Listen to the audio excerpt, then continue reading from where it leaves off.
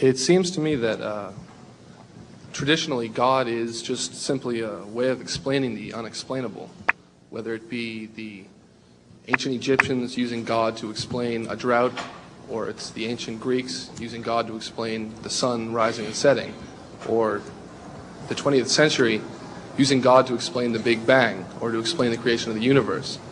And I mean, ultimately, God is just a way of answering questions that we don't have the knowledge yet to answer. So isn't it slightly arrogant of us as humans in this day and age to assume that this time we've got it right? That this time we know that God is the answer. Yeah. Whereas, as shown many times before, it's failed. Well, that's a really good question. I mean, this raises the old so-called God of the gaps issue. You know, are we just punting to God to kind of plug up the gaps in our scientific knowledge? And certainly one would be very skeptical if that's the route I were trying to take, and I would share with you a real concern about that. But I want to emphasize that in the arguments that I've given, I gave two scientific arguments, the first and the second. Now, of course, the ethical argument wouldn't be affected by what you're saying, but the first two were scientific, and they were based not upon gaps in our scientific knowledge, but rather on what the best of scientific knowledge does tell us, so that it wasn't an appeal to God to plug a gap or to fill in ignorance, but rather it's saying that the best scientific evidence we have indicates that space and time are finite in the past, that the universe did begin to exist, that it did have this incredible complex fine-tuning of the initial conditions there, and that these are signposts that point beyond it to some greater reality as its explanation.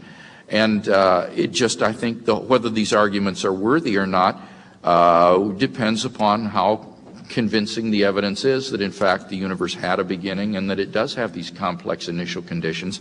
And I think the evidence is quite good that it does.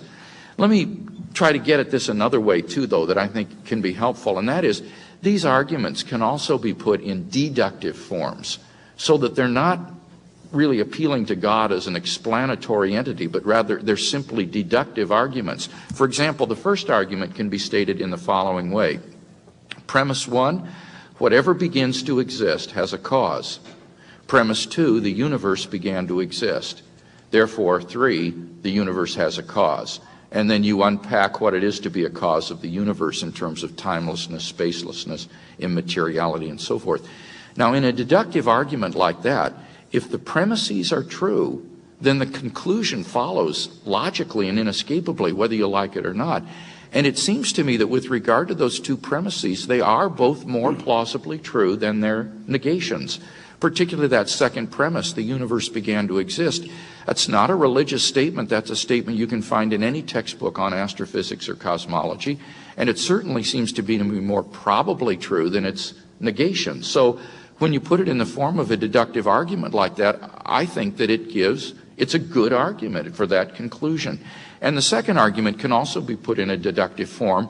It would be premise 1, the initial conditions of the universe are due either to law, chance, or intelligence.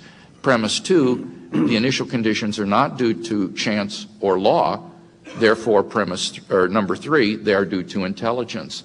And again, it all depends on whether or not those premises are true, and I think that they are certainly more plausibly true than their negations, and therefore the conclusion would follow deductively and logically.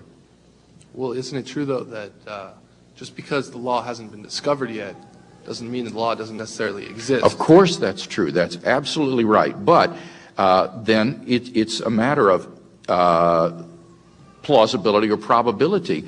Are these truly initial conditions, or are these somehow intricately related in some way that we don't know? And the best scientific evidence is that these are not related, that these are truly contingent features, that there isn't any inherent connection, say, between the ratio of matter over antimatter and the expansion speed of the universe, or the entropy of the universe put in at the initial conditions. These initial conditions are not the result of some higher logical law, but seem to be genuinely contingent, non-law-like quantities that are just put in at the beginning as initial conditions.